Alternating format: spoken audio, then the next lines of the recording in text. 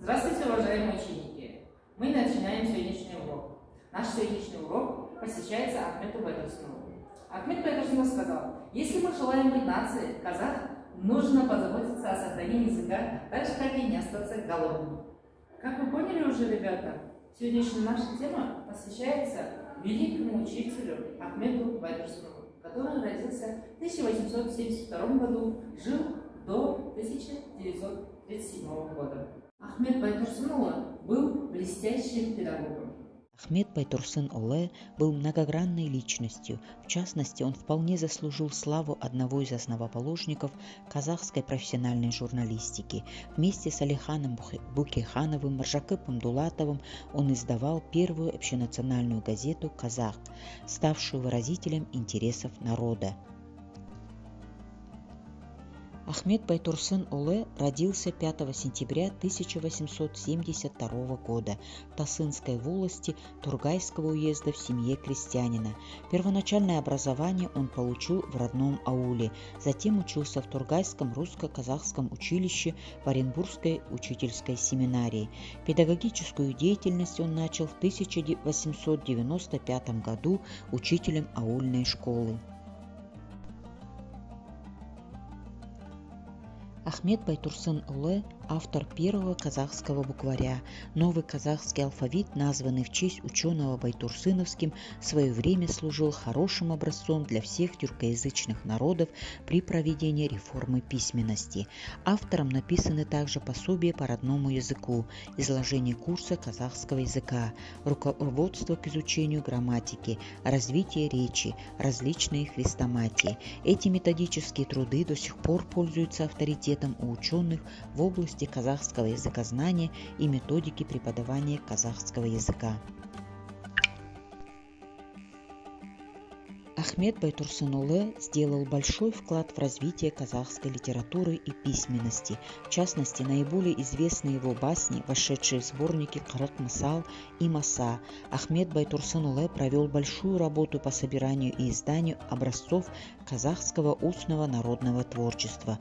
Он написал вступительную статью и комментарий к поэме «Ер-Сайын», опубликованный в 1923 году. Выпустил книги «23 причитания» и литературоведение, последнее из которых является первым научным исследованием по истории казахской литературы. Ахмет Байтурсын-Оле написал ряд учебников для обучения казахских детей родному языку.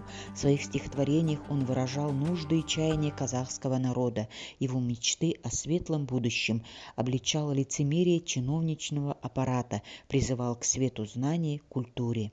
В произведении 40 басен, Маса, Камар высмеются такие людские пороки и недостатки, как праздность, лень, тщеславие и невежество. В 1937 году, когда был арестован и расстрелян Ахмет Байтурсын-Оле, его жену Бадрисафу также арестовали и отправили в ссылку в Свердловскую область. Здесь она тяжело заболела. По возвращению в Кустанай беспомощная Бадрисафа была помещена в больницу для инвалидов. Она стала жертвой сталинских репрессий. Жизнь ее трагически оборвалась на территории Кустанайской области. Непростая жизнь сложилась у общественного деятеля, лидера казахской интеллигенции. Судьба его пронизана лишениями и трудностями. 1930 год – годы массовых репрессий.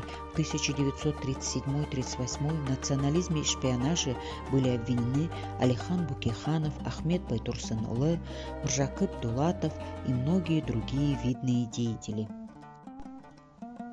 Ахмет Байтурсын-Оле был великим учителем с большой буквы для детей и взрослых.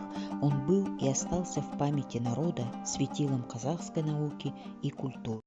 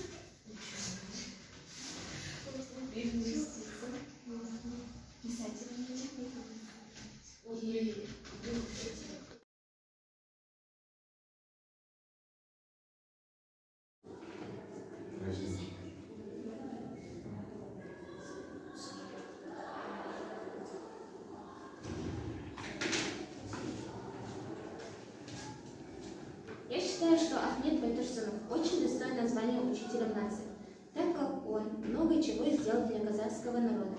Например, он открыл первую школу в Казахстане.